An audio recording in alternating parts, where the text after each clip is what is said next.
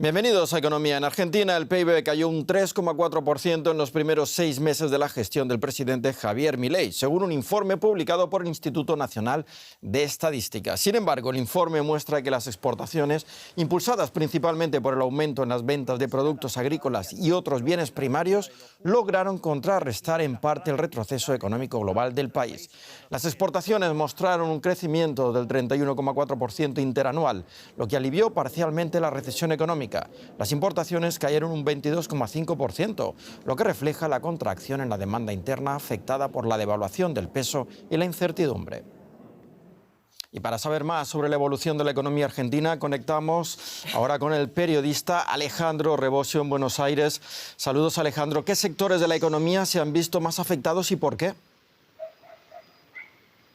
Si uno toma los tres principales sectores afectados, son en este orden: construcción, industria y comercio. La construcción se cayó en parte porque el gobierno de Javier Milei decidió hacer un fuerte ajuste fiscal y casi se paralizó totalmente la obra pública.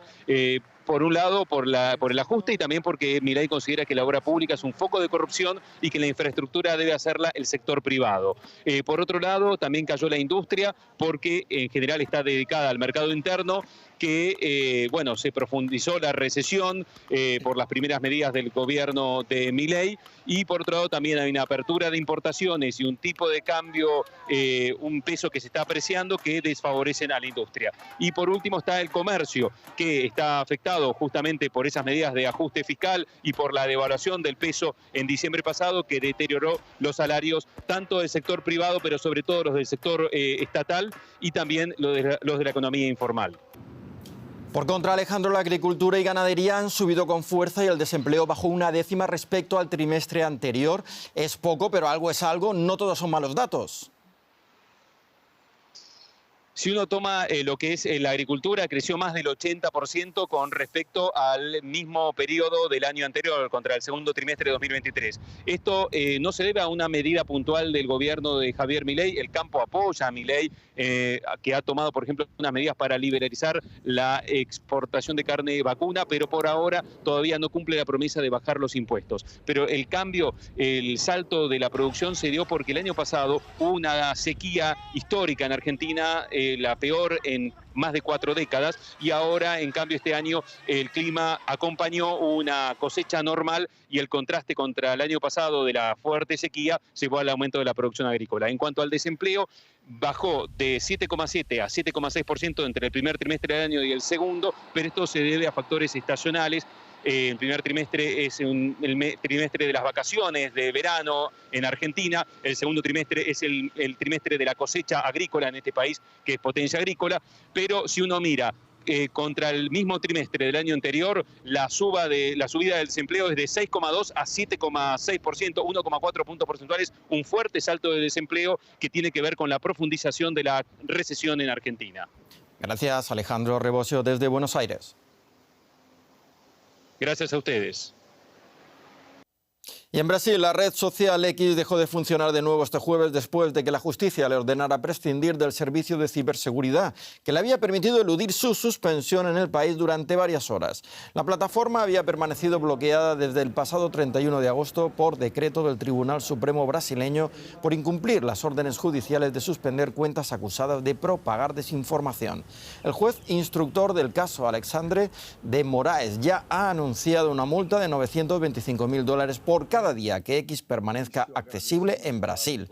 Una medida que hizo extensiva a Starlink, proveedora de Internet que también es propiedad del magnate Elon Musk. Seguimos en Brasil, que registra una ola récord de incendios, muchos de ellos intencionados en medio de una grave sequía antes de que llegue la primavera al hemisferio sur. El fuego afecta no solo a la Amazonía y el Pantanal, el mayor humedal del mundo, sino también a la selva que rodea grandes urbes como Río y Sao Paulo. El bosque se quema. Sao Paulo, la ciudad más poblada de Sudamérica, queda a apenas 40 kilómetros de aquí.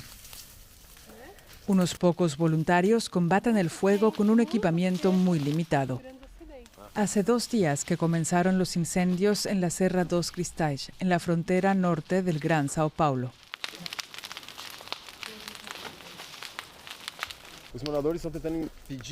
Los combatientes están intentando impedir que el fuego llegue a las casas, algo que lograron durante 4 años, desde el peor incendio que hubo aquí en 2020.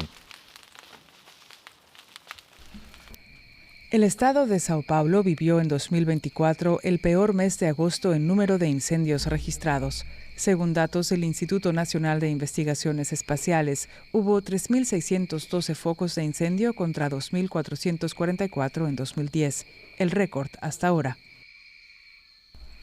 Tantos incendios crearon un anillo de fuego en la región metropolitana de Sao Paulo que ha estado asfixiando a los más de 20 millones de residentes. La combinación tóxica de la contaminación automotriz, el humo de los incendios y el clima desértico es inédita desde el inicio de las mediciones en 1985. Durante casi una semana, la ciudad brasileña fue la de peor calidad del aire del mundo. El área quemada en Brasil este año ya es más del doble de lo registrado en 2023. De enero a agosto, el fuego ha consumido una zona más grande que toda Bulgaria o la isla de Cuba. Para quienes viven cerca de los focos de incendio, solo queda luchar y cuidar la salud en la medida de lo posible. Y un día después de que la Reserva Federal de Estados Unidos optara por un agresivo recorte de 50 puntos básicos en las tasas de interés, las empresas de exportación de países como Alemania esperan que mejore su principal mercado para la venta de automóviles y maquinaria. También los consumidores estadounidenses se alegran, pues aligeran sus deudas privadas. Los turistas afuera de la Bolsa de Nueva York y los corredores de bolsa adentro aguardaban con expectación la decisión de la Fed. Luego llegó la noticia, un fuerte recorte de medio punto porcentual. La reacción fue de alivio. He acumulado una deuda con mis tarjetas de crédito, por lo que cualquier tipo de recorte de las tasas me ayudará a pagarla antes. No tengo pensado comprar una casa o un auto pronto, pero me ayudará a pagar mis deudas de las tarjetas de crédito. Creo que impulsará la economía por préstamos para automóviles, tasas hipotecarias, préstamos con garantía hipotecaria. Cualquier cosa ligada a un tipo de interés va a contribuir a que haya un mayor flujo de dinero en la economía. Con suerte evitaremos la recesión y un aterrizaje brusco, por así decirlo. Expertos coinciden en que la Reserva Federal y su presidente acertaron con la decisión. Powell tiene un mandato doble. Persigue lograr casi el pleno empleo manteniendo los precios estables. Y por fin ha declarado, hemos llegado a un equilibrio. Hasta ahora me preocupaba más la inflación. Ahora estoy igualmente centrado en el empleo y en los precios. Y esto es bueno. Necesitábamos escuchar esto. Aunque el Dow Jones mostró cierta debilidad inmediatamente después del anuncio, un día después de la decisión de la Fed, los mercados globales, incluidos Asia y Europa, parecen optimistas. En Alemania, el Instituto de Investigación Económica de Colonia declaró: son buenas noticias para nuestra economía. La fuerte intervención de la Reserva Federal aumenta las posibilidades de que la economía estadounidense tenga un aterrizaje suave. Esto significa que la economía estadounidense tendrá un efecto claramente estabilizador sobre la economía mundial. Las empresas alemanas esperan que con tasas de interés más bajas, los consumidores estadounidenses puedan pagar más fácilmente los bienes importados como automóviles y maquinaria, fortaleciendo uno de sus mayores mercados. Conectamos ahora con nuestro compañero en la Bolsa de Frankfurt para saber cómo ha sido la reacción a ese esperado anuncio de recorte de tasas en Estados Unidos. José David, ¿cómo han cerrado las bolsas aquí en Europa? Hola Paco, ¿qué tal? Pues la reacción en las bolsas europeas ha sido muy positiva en la jornada de hoy, un día después de que se anunciase ese recorte de 0,50% los tipos de interés en Estados Unidos. Como estabais explicando, es una buena noticia para los inversores porque mejora las perspectivas de financiación de las empresas y aumenta también el apetito por el riesgo. Sobre todo aquí en Alemania se descorcha, como se suele decir, las botellas de champán en el índice DAX 40, aquí donde me encuentro, en Frankfurt, porque el índice ha superado por primera vez la marca de los 19.000 puntos, a pesar del goteo de datos negativos positivo sobre la economía alemana. Hay que recordar que la bolsa está muy enfocada al exterior por el origen de donde obtienen los beneficios las empresas cotizadas aquí. Sobre todo, resultados positivos para el sector tecnológico, muy sensible a los tipos de interés, que sube un 3,5%, más del doble de lo que lo hace el índice general Stoxx 600, y también buenas noticias para los inversores en criptomonedas, porque ese mayor apetito por el riesgo que provoca un recorte de los tipos ha llevado, Paco, al Bitcoin a escalar por encima de los $63.000. Y un recorte de los tipos tiene también implicaciones en el dólar y en los flujos de capital. ¿De qué forma este nuevo escenario puede beneficiar a América Latina?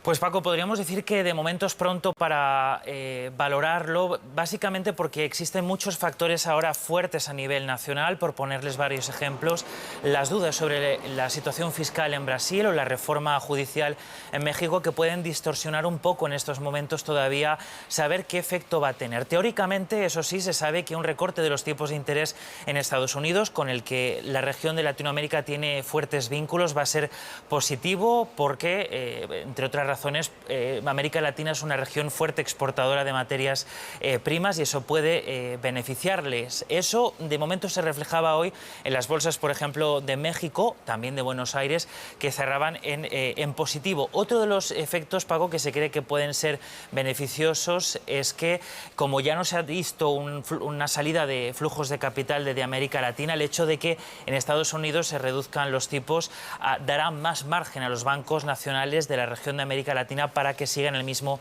camino. Gracias, José David, desde Frankfurt. Y eso es todo en la economía. Muchas gracias por acompañarnos un día más. Hasta pronto.